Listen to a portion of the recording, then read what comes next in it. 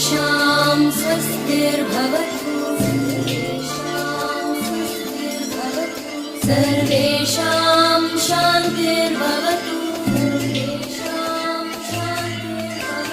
सर्वेषां पूर्णं भवतु सर्वेषां मङ्गलं भवतु